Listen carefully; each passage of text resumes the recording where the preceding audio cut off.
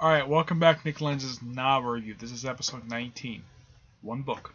This time, still one book. It'll be a while before I get two books to do review of, do another double shot on here again. But one book is still good enough for this show. Yep, okay. This is Star Trek Legacies, Book 1, Captain the Captain. Yeah, this is part of the original series books line of books. Written by its regular writer, Greg Cox. Released just recently, and those of you who have seen the episode The Cage, you might be familiar with the lady who's standing next to Captain Kirk. That is a character who is referred in the show as Una. Well, number one, actually. Her real name is Una. That's her given name because her real name is unpronounceable because she's an alien. I'm not kidding. This woman is an alien. She may not look it, but yeah, she's an alien. She is an alien. It's quite bizarre of how Star Trek did back then. Yeah. Now, this book is set in two different time periods. Now, the present day stuff for this book, it takes place in, let's see here. It takes place in 2264. No, not 2264. 67. Takes place in 2267. That's pretty much the bookend present stuff. A majority of the book is set during the year of 2249, which is basically where the story pretty much mostly takes place. Yeah, pretty much Captain Una, who's going to be Commodore soon. She's going to get promotion really soon. She's up for promotion to Commodore, and she wanted to. She recently had took command. She had left her command of Yorktown to see the Enterprise, because according to this book she has not been there since the refit. Okay, I can buy that because the refit, according to this book, was actually just a few years prior to that, and also that there is references to at least 2 episodes of the original series. First, Journey to Babel. This book takes place like not long after that particular episode. Yeah, it's a few months later. It's several months afterwards. There is also reference to the Organian. And also in here is also reference to the episode Errand of Mercy, the episode where the Klingon Core, the one who came back in Deep Space Nine for a few episodes. Yeah, he is in here. He's not mentioned here, but it's mentioned. It's been a year since that episode, so this book takes place during the second season of the show. Yeah, and Chekhov is in here, so yeah, it's second season of the show. And I'm trying to think though, what else? Not the horse mentioned that book. Pretty much that she's basically come to the Enterprise to steal a device called the transfer key. Now you read early on like. Okay, now, when I first was like, what the heck is a transfer key? This was never brought up on the show. Luckily, the book actually does explain the transfer key, what it is, and basically its backstory. So pretty much you can look at this book as basically bookended by present-day stuff, but most of the book is a flashback to the events of 2249, when Captain Robert April was in charge of the ship, the first captain. Now, the original series Enterprise had gone through a few different captains. Sorry about that. First was Captain April, then Pike, then Kirk, then Decker, and the last captain officially of the original Enterprise was Spock. So, by the time it was destroyed in search of Spock, it had gone through 5 different captains. At this point in time, Kirk is captain. Yeah, the guy who was in command for many years. Decker was only in command during his second refit. Yep, and of course everyone knows what happened to him, most picture. But this is a few years before his second refit. Now, it's referenced a couple times about the 2064 refit that happened. That means it happened about, I'd say about 2 years before I started the show. Okay, I can kind of buy that. It was mentioned that the book was mentioned not only in the historical note, but the book itself, the ship was launched in 2245. So at the time, this book take place, the present day stuff, the ship was launched 22 years prior. Okay. Now there is a line reference in Searcher Spock. They say the ship is 20 years old. No, it's not. According to this book, it's over 40 years old, and it was probably a hiccup in the script. It was probably just a continuity error. So if you're confused about that, even though it said, oh yeah, it's around for 20 years, that is completely untrue. This book actually sort of corrects that continuity error that happened in Searcher Spock. Because it's implied, oh, Kirk was the only captain. No, there were 3 captains overall at the time. There was like a few captains. But, yeah.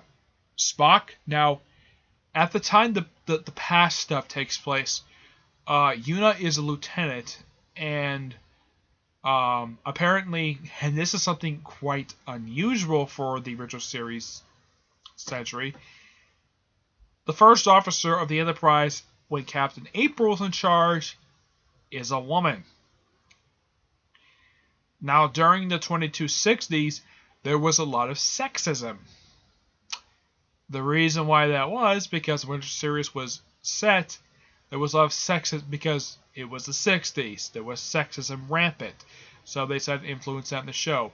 Now, basically, her being commander of a ship, that could never happen. Now, now, it was also referenced in the animated series that Uhura never took official command of the Enterprise when the show was on the air. Yeah, sexism is the only reason why. Not because she's black, because she's a woman. And only strong men can be captains. Yeah, luckily enough, Star Trek fans know that is complete bullcrap. We're supposed to be beyond sexism. But, yeah, she's the commander of the Ork-10. Now, this space shuttle is in the book, and it's used only in the book, at the start of the book and at the end of the book. Now, there's a Yeoman who's the new Yeoman. Janice Rhee is gone. The original Yeoman. She's her replacement.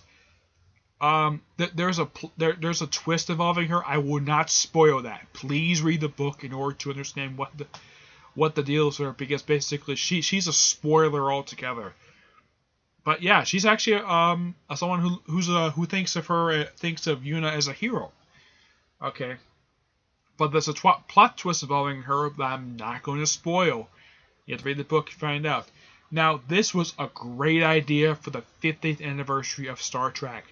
Basically revealing a top secret device, which according to this book, was kept in the captain's quarters for years. Now, it's explained that Captain April, now this was passed to Captain the Captain and Captain the First Officer. Okay, fine. It was kept in the captain's quarters, and pretty much April informed Pike, and Pike took possession of it, and during the refit, Pike held on to it during the refit until Kirk officially took command. And of course, it was explained that the captain's quarters before the refit was actually much larger than they actually did appear in the show. So it was thanks to the refit that the captain's quarters shrunk. And it was explained also here that that the ship can only hold at the time 200 people. The refit was meant to increase the capacity of the ship up to about 500. Yes. The crew capacity of the original Starship Enterprise, the one from the original series, the capacity was up to 500 people. Now, pretty much the refit was basically to put more people on the ship. That was the whole point of it. It's referenced in here many times. But, yeah, this book is just awesome at its finest. Now, McCoy himself, now Spock does know of this transfer key because Kirk told him about it. Despite the fact it's explained in other books that Spock was basically a lieutenant when Pike was captain. Pike is referenced a few times here. He doesn't make a physical appearance in the book, but he is referenced. April was only seen in the flashback stuff. And here's something interesting, though. When he was captain of the Enterprise, the chief medical officer was his wife. Wow, that is something. And I gotta praise Greg Cox for that little shocking revelation. Now, not much is known about who the rest of the officers were. The only officers you actually found out who were on, now the only officers in certain positions you actually knew who they were, well, under April's command, there was a woman named Simon. Apparently, she's an older woman, and everybody knew that she would not take over as captain because she was getting old anyway. So that's why they passed it off to Pike. And of course, the episode, the Mondrian is referenced in here. So you have 3 episodes referenced in this very book. So at least Greg Cox keeps Star Trek fans happy. The fact that he actually referenced 3 episodes. At least, pretty much, I would say that 2 of the 3 of them took place during the first season of the show. Now, because Yuna was basically part of the original mission for the cage, she knew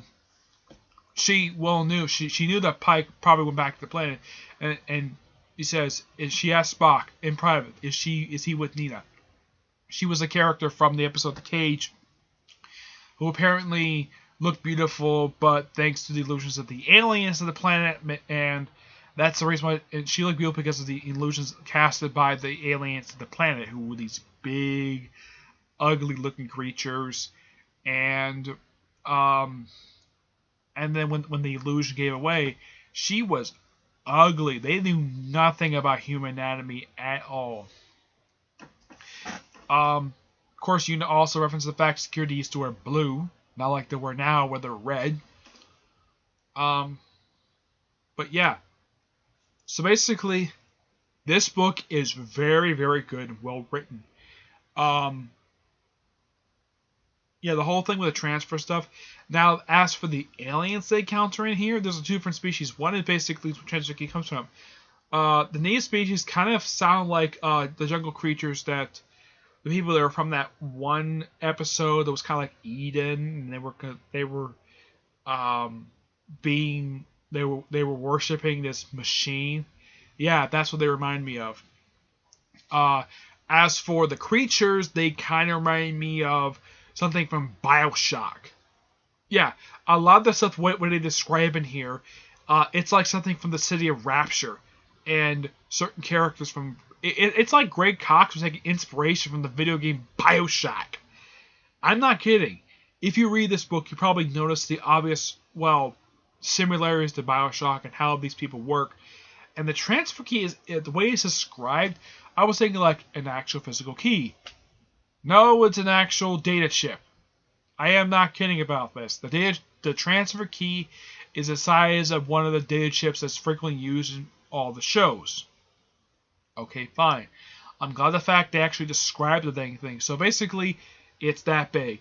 And this device basically gets people to go to other universes or something like that. It's quite bizarre how the thing works. But, yeah. This book is awesome. 9 out of 10. Highly recommend it.